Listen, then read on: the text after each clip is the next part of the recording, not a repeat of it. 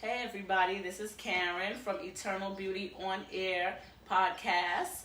We have our EBoNY team here today, and we are here to talk about silk press versus press and comb. So, before we get into that, let me give you a little background about Eternal Beauty. Eternal Beauty was opened in 2002, and we are located on 1008 East Gun Hill Road, Bronx, New York, uptown in the northeast section of the Bronx. So we are a full-service salon where we do all hair care and beauty needs. We cover all. We not only do extensions, locks, braiding, things that are very current, such as crochet braids and sister locks, and things that are very detailed. We also focus on hair care. And with hair care, we focus on making sure that all of our clients continue to have healthy hair, which maybe that healthy hair thing, quote there, kind of got lost in the sauce along the way in the beauty industry. People are more focused on hair styling, but we here at Eternal Beauty, we focus on hair care. So one of the things that has been present in hair care since the beginning of hair services is the pressing comb. The pressing comb is something that we still use. It has never gone out of style, but it has changed over the years. So that is our topic today. Before we get into our topic, we are and the flat iron. Let me not forget the flat iron for all of our new generation hairstylists in the industry who kind of taking over and taking it by storm. They're really focused, as we were, on hair care, and they're keeping our clients healthy and bouncy and behaving and everything else. So right now we're going to introduce ourselves one by one. My name is Karen Vanderburg. I'm the owner of Eternal Beauty, and I don't call myself the owner because no man is an island, and I feel that the team owns Eternal Beauty. And these are independent stylists that have their own clients and take care of their own hair care needs, and they focus on the betterment of the hair of their clients. So we also have senior stylist Janet Samuels, who is here with us. She has been licensed the longest in the industry. We refer to her as our senior stylist. She has the longest track record of being a part of the beauty industry. So Janet, talk to us, hon. Hi, I've been a licensed stylist since the 80s. I'm happy to be here today. I'm just going to enjoy the topics today. You know, that's it. Okay. And we're here to have fun today. Second on our roster of stylists is Miss Portia Blake. She is a loctician, but not only a loctician. She's a licensed natural hair care stylist. So, Portia Blake, you can tell us about yourself. Yes, my name is Portia Blake. I am a licensed natural hair care specialist. I specialize in locks, crochet braids, but I do all types of natural hair. I've been doing natural hair since the year 2000. Some of you weren't even born then yet. Next we have Sanday, aka Sunny is her name. So Sunny's going to tell us a little bit about herself and her experiences styling. We'll get into that on our second half. Hey guys, it's your girl Sunny, and I'm not only a licensed cosmetologist, but I'm also a cranial prosthesis specialist. And I've been doing hair since I was about 8 or 9 years old. So I think this is a great topic to discuss, but as you know, I do have both views on my side. Yes, all right. And next we have Alana Rose, who is a stylist on our team and is very focused on hair care. She's a licensed cosmetologist in New York State, and she will introduce herself to you. Thank you. Hello, good afternoon everyone. My name is Alana Rose. I specialize in silk press, weave, crochet. You guys can follow me at Rose Does My Hair so you guys can see the hair that I do. But I can't wait to talk about the differences and how pressing has evolved through the years. So let's get started. All right. All right, ladies, I want you to come closer. I want you to bring your grandmothers, your mothers, and even your daughters, because I have something to show you. Some of you are familiar with this. Some of you have never seen it before. This is called the hot comb.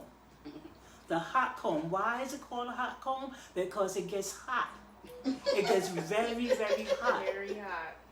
And I remember getting my hair straightened with the hot comb on Saturdays. Mind you, it was only like 3 times a year, for my birthday, for Easter, and for the beginning of the school. But it took 3 people to hold me down and wash my hair. And you let your hair air dry because there was no blow dryers back then. And then after Saturday dinner was cooked, Mom says, come, it's time to do your hair. And I'm looking at her and I'm like, the hot comb is in the stove right after she finished cooking her string beans or collard greens right there. And this part here had to go into the flame because that's the part that actually straightens your hair. And then we begin. She pulls the comb through. Ow, ow, ow, you're burning me, you're burning me. Well, keep still and I wouldn't burn you. But it hurts, it hurts, it hurts, it hurts. No, keep still and it wouldn't burn you, it wouldn't burn you. The drama. Then after your hair was straightened, you gotta take a nap. You may have some ice cream, maybe some crackers or some cookies or whatever. We get to the hot curlers. And the hot curlers are now going to turn those nice little silky strands of hair that you had that was nice and straight. It's now going to turn them into curls. What they used to do was stick the hot curlers in the curling wax. And it melts the wax. Go in like that. And then you pull it out and you curl that hair. Now trust me. You had curls that last for days, 2, 3 weeks. But the process to get it done, I'm still terrified of the straightening comb. Now, Janet has similar issues or similar experiences with the straightening, with the hot curlers and the straightening comb. Let's talk about hers for a little while. Hi, my experience is totally different. Where that's concerned. I've been a stylist since the 80s. 80s and 90s, a lot of little children come in Easter time to get Shirley Temple curls. You use the Marcel iron, which this becomes a Marcel iron. So now, my most experience is with a Marcel iron.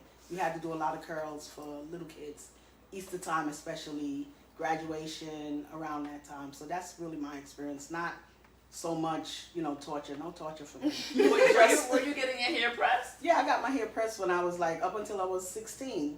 What do you do? Twice a week? Not twice a week, twice a month. Twice a time. Every 2 weeks. Every 2 weeks, yeah. Every 2 weeks, but, we didn't torture. I guess it became, regular. Just regular. So that's my experience. Next person. Talk about click. Well, the proper way to use Marcel's is you have to click through it. Most people go all the way down and then roll it up. No, you really need to start at the top and round your wrists. So we tend to have bad wrists as hairstylists, but that's really my experience. Now, Janet, didn't you used to teach press and curl? I taught press and curl when I went to beauty school. Absolutely. What beauty school did you go to? Wilfred Academy. Ooh, that's in the 80s. Just give her an applause. Thank you, but that's my experience. Let's go. All right. Sanday, Sunny Dixon. So fortunately for me, I'm actually the middle ground that bridged the gap between all the ladies here because I was fortunate enough to experience both the press and curl and the flat iron phase. So little secret, it's not a secret anymore because I'm grown and my mother really can't tell me what to do with my hair. But when I was younger, I think I was the only one in junior high school that was wearing bobos. I'm talking about, I was so traumatized because my aunt would give me bobos and she used to give me these big old I love Jesus bobos. And I used to just be yo, I'm about to get beat up. I know I am. But we used to do bobos all the way up until I believe my 8th grade graduation, and then stepping into high school, my aunt used to be well, why don't you straighten your hair? And I'm no, my mom is gonna get mad, and so on and so forth. But me being me, I did it anyways. So I would have my cousin use the hot comb on me to straighten my hair. But much like you, Miss Janet, it would be a lot of burns and stuff like that, Portia. and you won't know, like you'll feel it, and the favorite excuse was, oh, it's the steam. You be like, okay, it's okay, and then you scratch your head 3 days from now, you got like a big old burn, and you like, damn, like how do I prevent this? So that was my first interaction, and then I started doing it myself. Like by the time I was maybe 15 or 16, I was very good with Marcel irons and things of that nature. But I also knew that there was an easy way to do it. So this was about the early 2000s, call it like 2002 to 2006. My first interaction with a flat iron was with a Conair flat iron. And I remember that it had the purple plate. It was tight. It was like their version of it wasn't titanium. It was like ceramic. There you go. So prior to that, like all the irons that came out, they had gold plates, but this one promised shine and sheen. So I was using that initially just to like touch up the hair, especially when you had like a leave out weave or whatever. Like just to touch it up. It was quick, it was fast, but then I soon discovered that I can actually do it with my whole entire head. And how I would do the process, and I didn't know what it was called then, but how I would do the process was, and a lot of people are familiar with this product, it was the IC hair gloss. And instead of using the curling wax that they would do because it was so heavy and it weighted the hair down, I moved into the high C. So little did I know, I was basically doing a silk press without knowing I was doing a silk press, right? So I would always use the high C, and it gave my hair like the shine, and it would flow for a couple days, but I'm still learning about hair at this point. So I didn't know that a little goes a long way, and that I would have to continue certain steps in order to continue like the flow of the hair and make it last longer and create less damage. But if you were to personally ask me, given a history of the flat iron and the Marcel, I really feel like, and from my learning and my understanding, the difference between the two literally is technique. Okay. And utilization of equipment, like what are you using to accomplish this? Because some people, like I feel like some of our senior stylists feel like there is no difference, like with if you're using a hot comb versus a flat iron. There's a lot of difference. It's usually the technique. It's usually the technique and the products that are being used when you're doing it. That's the difference. There's a lot of difference. There's a lot of difference in the technique you touched on, which I agree with. The technique has a lot to do with it, but also your generation, you guys are into a lot of product. Like we'll hear from the next stylist that's going to speak. Alana, yeah. So let's go. That's your introduction. Absolutely. Okay. Well, for me, growing up, before I talk about products, the silk press was basically, I was always like James Brown, and I hated it. My mom would use a bunch of grease, and it would just be very stiff. So like Sanday, I found out about flat irons, and I feel like that was the phase of like, this was maybe like 2008, 2009. So when the girls was wearing the bangs. Swoops, right? yes. So I was doing all of that. I was learning about flat irons, but I think when I got to cosmetology school, that's when I really learned about, it's not just about a flat iron. Like Sanday said, it's technique and it's product. So I remember I went to Miss Karen, and I was like, Miss Karen, I want to get really good at my silk press. She was like, okay, well, you got to buy the right products. And she started giving me students to practice on. And I went through all of the products. Ite, like... That's one of my favorites. You like Ite? I love it. That's one of my favorites. I like Ite too. I don't really like the caramel. I don't really like how it gets understand clumped. why they use that though? I actually, not to go off topic, but the reason I like Ite is for that purpose. It's for that caramel, because with the banana and the honey and everything that's in there, it's so important to get that kind of nutrition to the follicles, because if you're like me, like I've never, the closest I've gotten to chemicals in my hair is highlights and color. But I've never done a perm. And when people see my hair straight, they're usually like, well, how do you maintain thick, healthy, straight hair? And when my hair is curly, they want to know the same. Like, how do you do it if all you've ever done is heat and a silk right? And, you know, was outside of the norm of doing braids here and there. I also liked to use products like Ite. Because it puts moisture in there. It deposits that moisture. It gives you all the nutrients that other products don't use. Like, you know, like when you're reading a product, we look at it and we're like, oh, this has olive oil in it, right?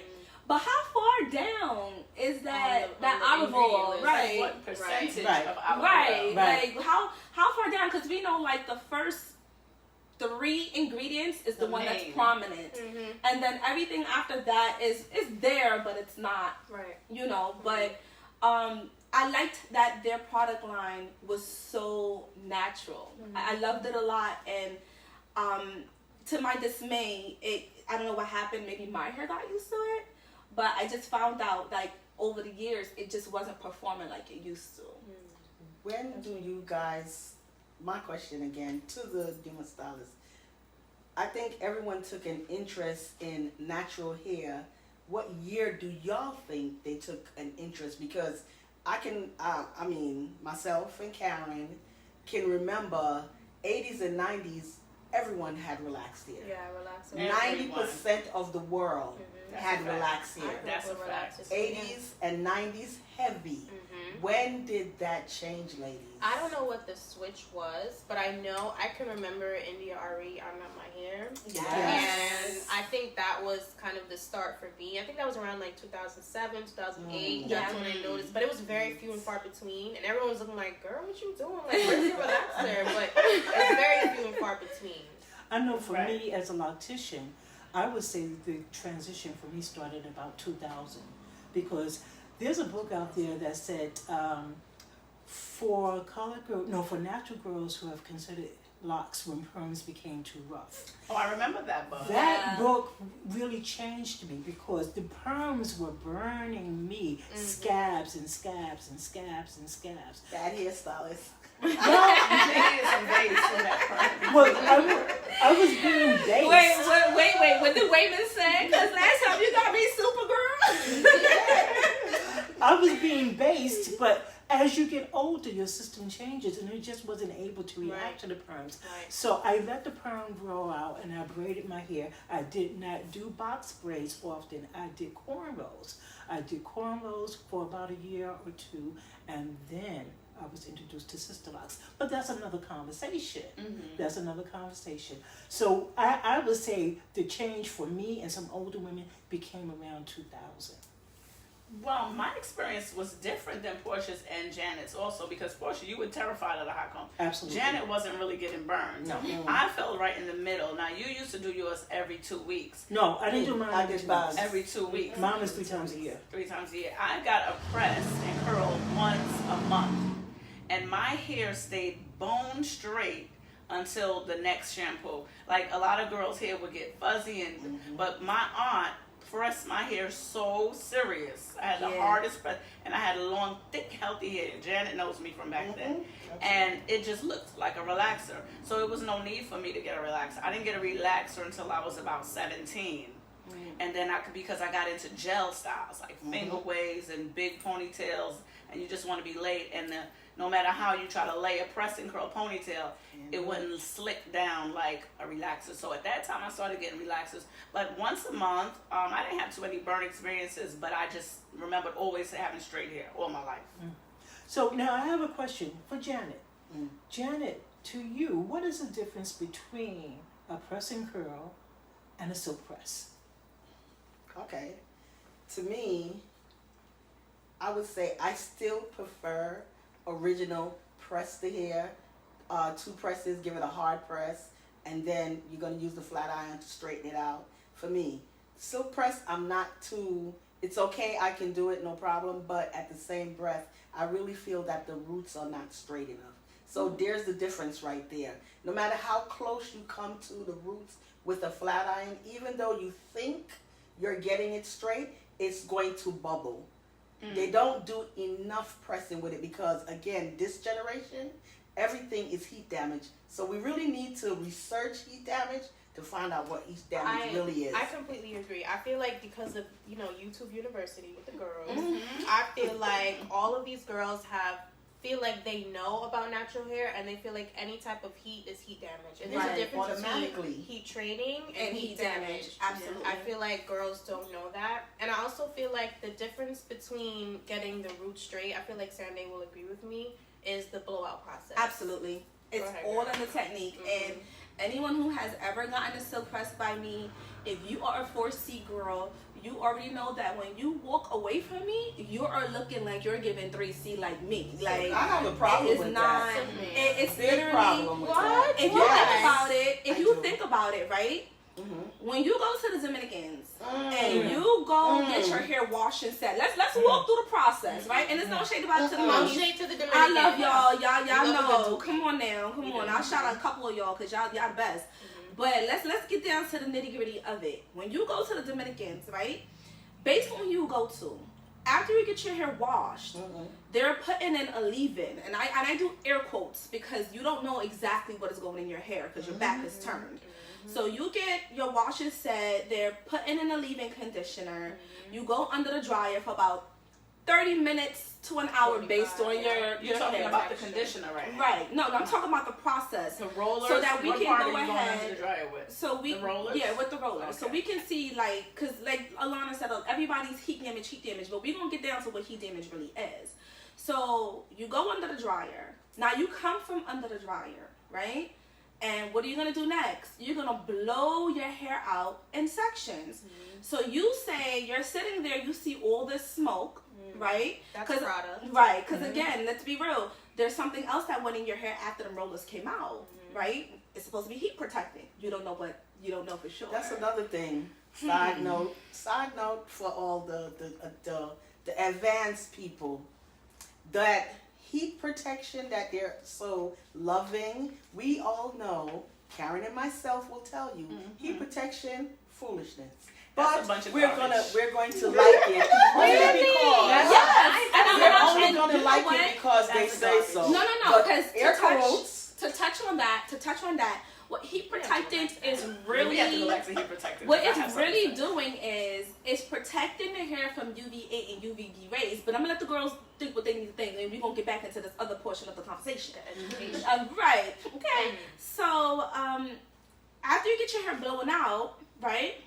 Not all, but most Dominican hair salons run over your hair with the flat iron, right? So you just went through three heat processes, right? Now let's touch on the press and curl, because if you had to tell me which one to put in hierarchy, I'm gonna straight let you know that I'm gonna go with my silk press, then I'm gonna go with my press and curl, and then I might, choose on my blowout. But let's go into the press and curl. I always tell people that a press and curl is not bad. Using Marcel's are not bad, because with Marcel irons, they do not get hotter, they get cooler. Hence why you have to constantly put them in the stove, right? That's the advantage. So when you're putting product on that hair, and again, you see that steam, and if you don't know how to gauge that heat, you are going to burn hair. We're not going to lie about it. You will burn some hair. But, once you become the master of it, you know what it is. Now with a silk press, again, it is technique. When you are silk pressing your hair, the steps are a little bit longer, but they're beneficial. You go get a silk press, you have to clarify the hair. Yep. The reason you have to clarify the hair is because you have to remove everything that's on that strand. Then you gotta go in with a deep conditioner, right? Well, After I'm sorry, but you clarify, but then you got to put moisture back in the hair. So Absolutely. you need a moisturizing shampoo. What I normally do, based on the client, and I don't disagree with you, based on my client, like if it's a me, I clarify and then I use a deep conditioner that's gonna promote moisture. Okay. Like the Notice crazy how much Pello. product we're using now. Well, yeah, but we're only on 2, Miss Janet. Okay, I'm listening. And if I'm you still count, listening. Alana's, it's still a shampoo process, so we're still on 2. We're still on 2. And then when you go in to do the blow dry process, which I tell everybody, that is the most important part of your silk press. I agree. This is where the hair is damaged, right here. No. Let's talk about No, this is not. Because you end up using less heat. Exactly. When you go in for that blow dry process, right? I don't know about everybody else, but a paddle brush with that wrist work. Yeah. You're using that paddle brush with that wrist in 4 sections, and of course you're putting in your leave-in conditioner, and one that again is promoting moisture. And you're said to dry out some of the water first, right? You have to dry it out. You have to dry it out completely with that blowout process. Janet's talking about sitting under the dryer. No, I don't like that. I personally don't do that. Me but either. To me, that's not damaging. That's not damaging. The reason I don't do that, I don't do the dryer and then the blow dry, is for all that you might as well go get a wash and set. I don't do that because the hair is drying in its pattern. You want it to be stretched as much as possible. Exactly. So we can only, if the hair is dripping wet, then you can dry towel it a dry bit. it. But putting it under the dryer, it's just going to be hard and crunchy. Well, okay. I think that the hair is softer. Okay. That's a issue. To me, this is that's how I comes do it. When I wash hair, I constantly run my fingers through the hair while I'm washing to prevent it from tangling while it's wet. Yeah. So while I'm washing and while I'm conditioning, I'm not only scrubbing the scalp, but I'm running my fingers through the hair. Right. So when my client comes out of the sink, there are no tangles in the hair. So if I were to put the client under the dryer with dripping wet hair without a comb out, it won't be a problem because the hair has already been detangled before they left the sink. But I don't do that because I find that the hair is softer when wet. And I put the leave-in conditioner so I can manipulate the hair while it's wet with the leave-in conditioner, and I go straight with the paddle brush into blowing it out. But I don't use the paddle brush on wet hair. I don't use brushes on wet hair. I use the wide tooth we're going to go back to old school to say this is the old school portion of that. When the hair is wet and they put you under the dryer, it is just to take out some of the moisture in the hair. Mind you, we don't use as much product like there's not new as school. many steps. There's not that many steps in it. But is it why really we cause no? But why we when there's guys say that you guys are straightening out the hair from the right, you're stretching the strands. Just stretching it and popping your hair right there. So that is the damage. So let me know, cause all right, let me put it like this, right? If that's the damage, right? That area. If that's the damage, let's say hypothetically speaking that you put me under the dryer to dry out the moisture, just a little, right? Now, would you not have to blow dry me to get me fully dry? No, you only gonna blow. You're only gonna blow dry when you come out of the dryer. That portion part of it is only to dry the scalp, ladies. Okay, but what about the hair itself? Only the ends of your hair is gonna be a little damp. A little damp. But you still have to blow dry me. You have to because that ends so what damp. I'm saying to you is this: you get to dry my scalp, dry my hair, and stretch my hair during that blow dry process. When you guys are stretching the hair, right there is the damage. The pressure, the tension, no paddle brush here, the tension is right there. But the right tension, there, look. so we hair, can agree. Boom. So what we're saying is that tension is what's causing the damage, tension. right? So therefore tension from hot comb can cause damage. No, there's no tension in the hair. No, there's no tension on hot comb. There's no But tension. how else would you get it straight? The back of the comb. The back of the comb. Just laying on the hair, but it's no tension. You gotta pull that bad boy. That's why your hair was as straight as it was for as long as it was. Cause my auntie, when she get it, when she does it, she done told me already. No, look, let me show you something. You gotta hit that tension in the wrist, and you gotta bring that. That's not called tension. Pop. Tension. Down. When you press the hair out with this, okay, we talking about fully dry hair. There is no tension. Tension is pulling. This doesn't pull. This lays. This rests. If this is my hair, this is resting on my hair, and this is what's straightening it. That's not called tension. You know, The back of the comb wrist. is what's, but it's not tension. No, I would have to highly disagree. This is laying. I would have to highly disagree because I didn't see my point. There's no tension on I'm gonna have to highly disagree. And if we want to hit this up right now and get in somebody's scalp to prove a point, we can do that. Because baby girl over there, she got the right here. Okay, she got the right here for this demonstration. Because I done see my auntie hot comb somebody hit, and y'all think I'm lying, with a fork, and she told me, yes, a fork, not a hot and comb, what happened? but with a fork, and she straight up told me, she says, you want that press to last? You gotta put pressure on the hair. but not tension. But if you're putting pressure on the hair and you're pulling the hair, that's not tension. tension. No, that's not tension. I also have to say That's not tension. That's when pressure. you're blow drying your hair from wet to dry, your hair is at its weakest state when it's wet. Okay. Guess what happens, Portia? When a hair is soaking wet, you don't put this on the hair. You put this on the hair. And this is why it's not going to break. Let me just show you. You use this Absolutely. first To blow through it. and you Tangle it. comb it out. And after it's combed out and fully dry. Absolutely. And So then my you use the step paddle is brush. wash, condition, Okay. leave-in condition, Okay. comb while it's wet with the blow dryer. There is Detangler. no hair Detangler. in between No, the why teeth would you want to put a when I'm detangler? finished. You have a And No, then you the take comb this. is the detangler. But guess what? There's not one strand of hair in this No, comb it's not. when I'm done. And then I use this, and guess what? There's not one strand in this brush when I'm done. Because this brush didn't hit wet hair. Well, I I'ma don't say- even brushes hitting wet hair. I'm gonna just say that maybe we both And doing natural something right. people only But brush I wet like hair. I like the silk press though. Mind I'm you. for the silk press. Okay, Natural so people, they only Yeah. manipulate wet hair because that's what's said. Yeah. Am I right, correct? Yeah. right. I don't That's put okay. brushes on wet hair. So I do never. have Just to a show the question. difference. I do have a question. My question is, I'm going to start with Janet. How long does it take you to do a press and curl? And then I'm going to go to Karen. Professionally, I'm going to give you my professional answer. It shouldn't take you from start to finish. From start to finish, Maybe from dirty to 145. curl. Maybe 145. An hour and a half. An hour and 45 And minutes. that's good because What do that's you- what do including you curly. think? What do It you all, think? it all Okay. depends on The the length density and the And the length. thickness. It, Yeah. it can go for 145. 3 hours. At Come on, minimum, It No, we're depends. Go for 3 hours. How long is her hair? How dense is No, her it doesn't hair? matter. We're still talking about just the press and curl, not the silk press. I We're don't gonna come know at about okay. Karen, how long do you think it takes? It all depends. Okay, no less than an hour and probably no more than 2.5. Okay. But it all depends because if your hair stops here and you have a bob, or if your hair stops down here like this here, and the thickness is here or the thickness is here, that's take what a while. determines the Okay. length of time. 145. All right. So Sanday, how long does it take you to do a silk press?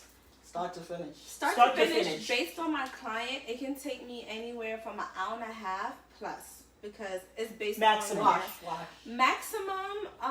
With my longer clients, it usually takes me about 2.5 with my longer hair clients, and I have some girls that have like down the back. Let me Okay. ask y'all a And question wait, about let me this ask whole thing Alana with the first. long hair. Let me ask I'm Alana confused. first. Alana, how long does it take you to do silk press? Yeah. No shade to girls, but I haven't had a long hair client yet. My clients, they kind of stop right here. No shade to y'all. So usually if I have an 11 a.m., I'll be done by 1:30. Say if they want curls, they want, That's like and I what, cut too. 2.5. I don't do 2.5. just a regular. Yeah. I, we I can do give, regular. I We give give you cuts, cuts, I give and layers. everything. I'm gonna do you good. So Two and a it can half. take that. But That's with something. a press and curl, we also do a clip. Whatever we need to do to get the client done, Now, I have another question, and I'm going to start with Karen with this because this is very interesting. What is your average cost for a press and curl? Okay, so back in the days Way back when. when we first started the press and curl, a press and curl was like $45. Okay. That was the beginning price for a short. Yeah, Yeah, today. That's the real five. That was okay. So just for a little background, Eternal Beauty opened in 2002. That is 20 exact years ago because we're in 22. So in 2002 it was 45. Who's that, Bush? Yeah, that was Bush. That was Bush. That right? was the Daddy The one that Bush. choked on the pretzel. Okay. Daddy Bush. Then it went to the Son Bush. Okay, that was before Obama, Clinton, all of Okay. that, and definitely before Trump, and the new one right now. So anyway, it was 45. Then I would say about 2-3 years later, it went up to about 55. But about 2020, before pre-pandemic, 1920, I would say that for a press and curl, it's about $75. Absolutely. Yeah. All right. Now I'm that's gonna different from agree. the silk press price. Let's see. Okay. Janet, how much is your I'm average? going to agree with her. I'm going to say it shouldn't be. We're going to stick at 75 because we the same. 75. Yeah, 75. Yeah. Okay, so I'm We're going the to press and curl girls. I'm going to start Yeah. with Alana with this one. Our nieces. How much the nieces, the Ebony nieces? The ebony with the aunties These are the and these are the nieces. These are the nieces. These are the nieces. Alana, how much is your average silk press? My first time clients are 115 and my returning clients are 100. But I use Copper Line products. I'm Okay. using Olaplex. Everything is high Sunny? in our generation. What's your price? Well, I'm a little bit gracious. Like, I start off at 100, but I have kitty clients, so I start them off at 65. Yeah, Little kitty babies. clients. Those are Yeah, babies. my baby clients, Up I until start what off age? at until you're about 12. You could get it for 65. After that, I start at 100 based on your length. Sometimes I start at 85, but that's if I'm omitting certain things. Like, you may not get a trim. You may have to pay for your trim.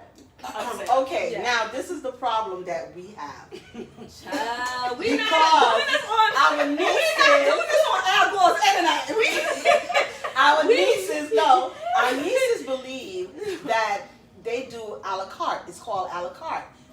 We, as the aunts, we believe that the price should be included in everything. That would No. include a trim, because that's Let the me- proper let me- way to maintain. Money is That's the proper way to maintain the hair. If the hair is messed up and they're coming back to you and you're their only stylist, don't you want to keep it healthy, including with conditioner and trim? Excuse me, pardon me, good man. Let me explain something to you, right? Okay, I'm listening. Okay. 20 years ago, Uh-huh. that was logical. It's not logical 20 anymore. years ago, when shampoo was $4 and $5 and top of the line shampoo was $20, that was logical. 20 years now, where a good system can actually run you $35+, that's not logical. What's if the markup? I am a huge markup, if they're marking me up, if I'm giving you a silk press for, let's say, $55, right? And 65. Let's just see. Okay, 65. If I'm giving you a silk press for 65, right? And I just went to Design Essentials and bought all these products, and I spent, let's say, about $100, right? Because you will. Right. And more. Right. And more. So, and then, you know, not to be that girl, but let's include thy experience and education, right? My tuition was a lot of money, Absolutely. right? And then let's factor in that I gotta pay a little booth rent, right? Absolutely. Your $65 just placed me in a negative. No, but guess what? Miss You're counting. Niece? You're counting Miss heads. Niece? We don't count heads. I'm sorry. We listen. work smart, not hard around these Okay, but parts. listen. I don't count heads. We I don't don't. count heads neither. Because I take But my time with are every we head. going to all remember and look at the fact that, let's say this is the whole conditioning thing. How many heads you getting out of that? What that mean? You're not paying. You have one client is paying for the whole Let bottle. me Absolutely. Okay. Nieces. Okay, ma'am. Let me break it down from a different perspective for ya. Okay. Outside of cosmetology, I've done hospitality for many years. And one of the things that I've come to learn, because I used to do restaurant consultations as well. So I understand pricing very well. Okay. Because I had to do it for the restaurants and I had to do it for the hotels, right? Like, I had to know a basic question of how much money on a daily basis does it cost you to operate your business, right? It's called a return on your investment. Well, ROI. right. ROI. There we go. But instead of return on investment, we were looking more so on operation. So, for instance, let's say the rent on the shop is $1,500, right? How much money would I have to make a day? Shop rent, utilities, and let's say I have staff. How much money each day in a 30-day month would I need to make all those things and profit? But we're not operating as the salon. We're operating as one person. We're operating as stylist to client. Right. That's it. So we So- don't have to factor in the cost of the overhead. If I'm a at-home stylist, I'm sorry, but I'm Well, gonna that's have different. to. I'm No, gonna we're have all to factor in my professionals, so we're not at electricity. We're no one's home here. Okay. We're all at the all- store. But this in a is business the location. thinking that I need you guys to understand what we're thinking. If I'm standing over your head for 2.5 hours and I only made $65 and I have to take if I could get 10 shampoos out of the shampoo and I paid $20 for the shampoo and it's $2, per pump for the shampoo, from that 65 I had to deduct $2. My serum You're is still in $10. the positive. You're not in the negative. But this of is the what I'm positive, saying. come on. No, you guys Shampoo are done looking. paid the rent and everything else. You're looking at one statement when I wasn't even finished with the overall picture. Mm-hmm. Like, you have to look at every little thing. And I'm sorry, but time cost. No. If It does, minus but in a certain way. if I spend $45 on product to do your hair, right? Everything included, $45 to do your hair, and my profit is $20, and I stood over your head for 2.5 hours. You do the math. Does that make sense? For me, At 65. I'm sorry, for me, ladies, Mm-hmm. I just like to put the good stuff in my clients' hair. I'm also worried about profit margins, but for me, it's mostly about length retention.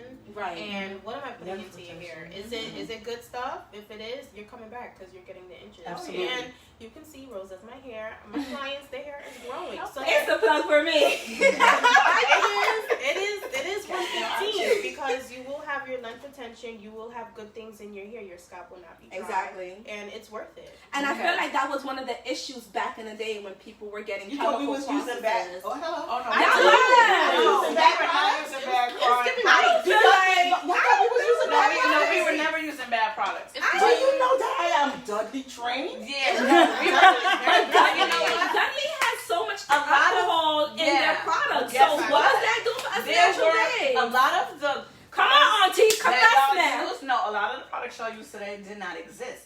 The best products back then were Mazzani, Dudley's, Affirm, a little Design Essentials, ORS. and they were small. Design Essentials didn't have a vast line like the natural hair line that they have now. And all that. So we were using we had the the stylists best before things. they came out. Yeah, Design we Essentials, were both the of stylists before because Before Matthew they came came to out. us when they first came out. We Yeah. were already rocking in the salon in Yeah. 85, 86. I was not licensed, but I was in the salon. I was licensed. licensed. I was riding dirty. But I was in the salon. I was about 15, but I was in the salon.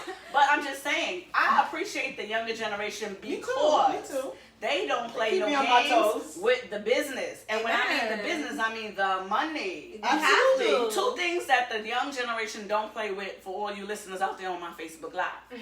The young generation does not play with the business. That means the pockets. And they don't play with the product. Now they're going to put the best product in your hair. Right. And they're going to keep it business. If you have a 12 o'clock, you better be there at 12 o'clock. And if you booked online, you might even have had to make a deposit. And you might lose your deposit if you're not on time. So there's a lot of business things that I appreciate They picked that the up young very generation well. for. But I think that it's a blessing Service because part. the industry to me and Janet's generation and Portia's, we were straight business. But Yeah. it kind of started to dwindle, and people started becoming kitchen beauticians. You get your hair done in the too. staircase in the building. Yeah. It was fading. But this generation right now, Sunny and Alana Rose, their generation has brought back the professionalism To the to the industry, and I so appreciate that. Yeah, because back in the Give them a hand. day, Yeah, I have to give them a hand for that part. back in the day, we gotta keep it real. Back in the day, if you wanted quality hairstyles, you went all the way to Manhattan. You went to Dyer Avenue. No, because darling. I was on Dyer Avenue. We weren't doing no ghetto activity. No, You because were getting quality hairstyles. the reason I say Uptown. that, Uptown. the reason I say that is because that was where people felt it was professional. Well, I It was worked on Park perceived. Avenue and 60th Street in that era. Right. Because I didn't come uptown until years later, after I had my daughter and this and that. But before that, I was working in the Village. Yeah. On Avenue A and 13th Street, and then I was working on 60th and Park Avenue at Hairstyling by Joseph's. If any of you know who was doing all the celebrities, including Diana Ross and all the Pointer Sisters and all that, it was Hairstyling by Joseph's. And I worked there as an assistant for 2 years to a stylist named Walter. Big ups to Walter. Right. I was his assistant for 2 years. And that's another thing that has changed. That's There are another no more topic. assistants. Because there are no more assistants. Why? Being an educator. Because- Why? All right, that's another topic. That's another topic. We're still talking about altogether. pressing curls right now. and But straight now, if you're talking back in the day, I'm going to talk back in 1960s. Ooh, child. The only people that went to the My hair mama wasn't even thinking salon about me. was I the wasn't ones born. who were working. Where did I go? I went to Miss Elvira's house, I went to Miss Lucie's house, or I went to Mama's kitchen. I swear I never went to nobody's kitchen. That's where I got my hair done. But So things have changed in 40, 50, 60 years. Yeah. Now it's a matter of the salon. But again, this is another topic. We still have a lot of kitchen beauticians, and they will advertise themselves as being self-taught. Well, Alana said it's called a YouTube University. YouTube University. But that's another topic. We're going to pass the mic around for final thoughts. Janet. Final thoughts on today's topic. I enjoyed it with my nieces. Hey, I did Auntie. enjoy it. Hey, I Auntie really Janet. did. I had a good time. So I guess we can do it again. It might be okay. We don't know if we invite you, baby. You sort of a little rusty, girl. We don't know. But to wrap up today's topic, as I stand on the top of my hill, and I strongly believe that it's a matter of technique.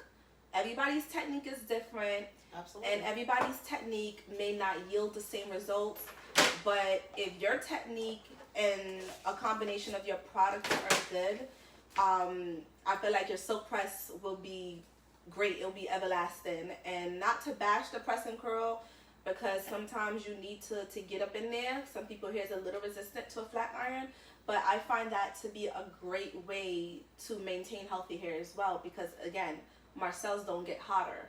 They get cooler as you're doing the hair, so heat damage is less likely.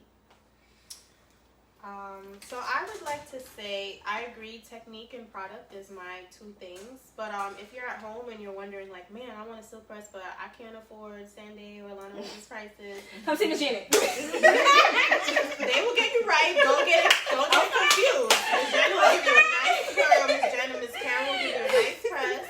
But I also think that you guys should blow your hair out as straight as you can and take it in small sections and get a ceramic. Miss Janet taught me that. A ceramic flat iron instead of titanium. Ceramic is way better for afro textured hair. And the less product, the better. Don't put a whole bunch of grease and a whole bunch of gloss. The less product, it will last longer. Yeah. So that is my tip for a silk press at home.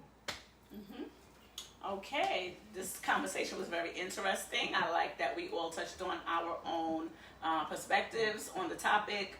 I just welcome you guys to come back and view us again. I'll post before we have our session when it should take place so that everyone can tune in and watch us. So that concludes our session for today. Miss Portia, you have any last words? Yes, I just want everyone to know that Eternal Beauty has a few special events coming up.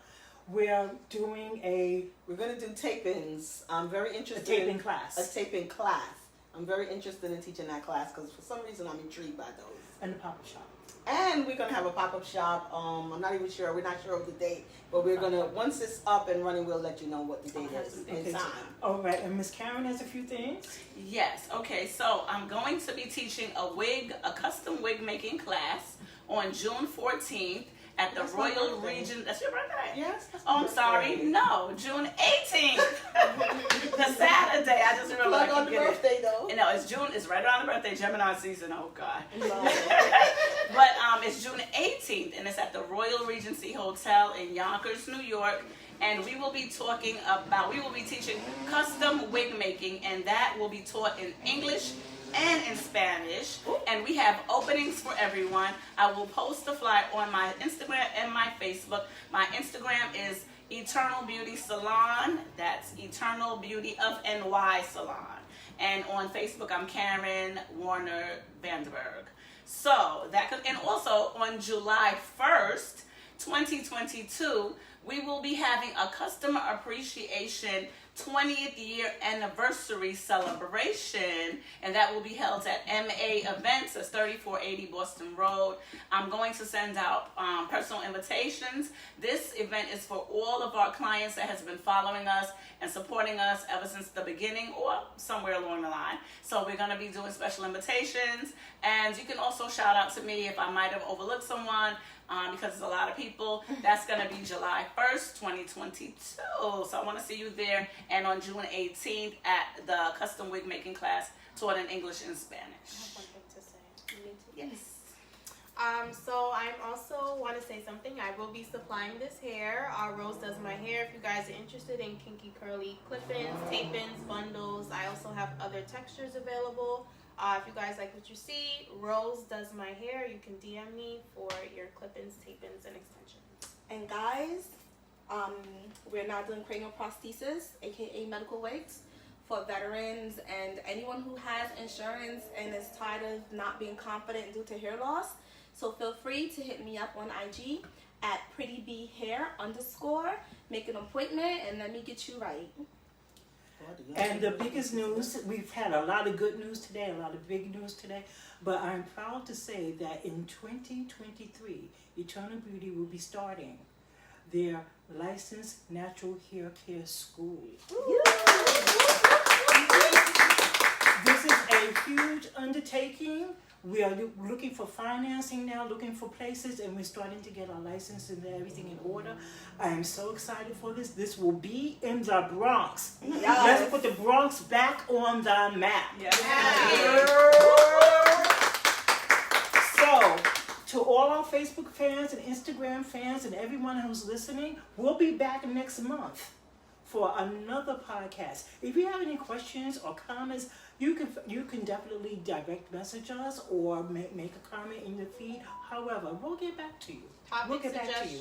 Suggestions, whatever. Or you want to make an appointment. Yes. We have Summer's coming. Come get them braids. Come get them locks tightened. Get the silk press. Let's get these weaves together. Get your pressing curl. I don't want to see y'all slipping this summer, please. All right, ladies. Bye from Eternal Beauty. Bye. Mwah.